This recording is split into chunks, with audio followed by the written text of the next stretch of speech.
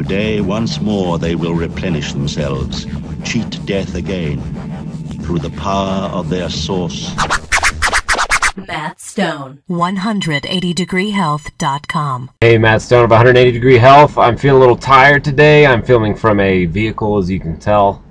This is sort of the official camping RV type thing for the summer. And I was just going to do a little bit of talk on omega-3. A lot of people have a lot of mixed feelings about it. Obviously, the mainstream and alternative people alike sort of worship fish oil and omega-3 and flaxseed oil and all those kind of things. And really the only opposition to that is Ray Peat. I mean, hardly anybody else has really challenged the notion that omega-3 might not be so great, or there may be some downsides to it. And Ray brings up some interesting points, especially with just looking at the nature of omega-3. It's a polyunsaturated fat. It's something that you see up in the higher latitudes. The creatures that have the most omega-3 in their tissues would be some nice fatty salmon, seals, whales, walruses, things like that. It's something you see in cold water because it's a fat that is completely liquid at freezing cold temperatures. So it's very protective against cold. And that's why you see a lot of omega-3 fatty acids in animals that live in those types of regions. So with the nature of that fat and going into a warm body, it does break down more quickly. I mean, that's just the nature of that type of fat. It is more heat and light sensitive, and its sort of shelf life is shorter. Any kind of fish or something like that is going to have a shorter shelf life than other foods because the fats in fish are highly polyunsaturated with some of this omega-3 in it.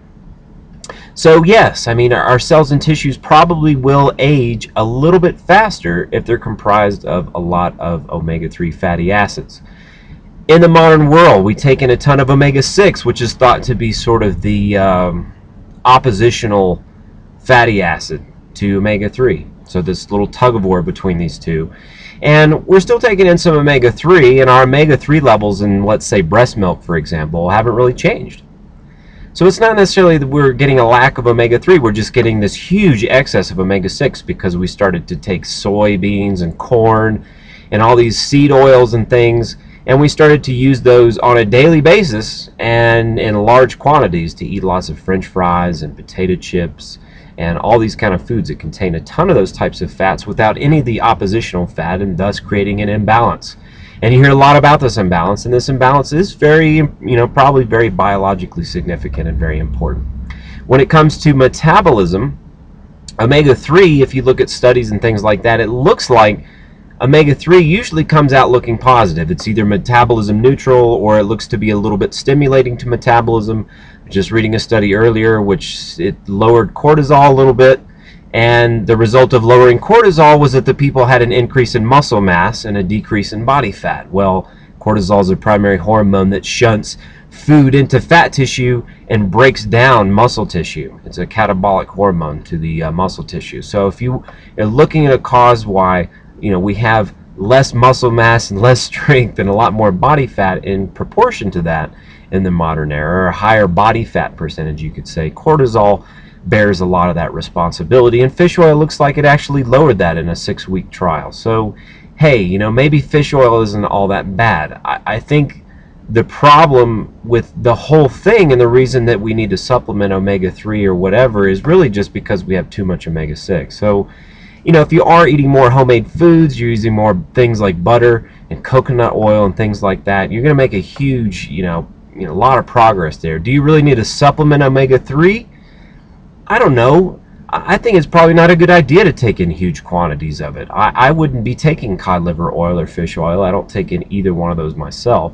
But I certainly wouldn't be afraid, like some of the people in the Ray Peat camp, to actually eat a piece of salmon or something like that. It's probably good to eat some fish and some shellfish and some other things that are in that category that are going to have some omega-3s, but you don't necessarily need to be megadosing it and things like that. I mean, some people report a therapeutic benefit to doing so.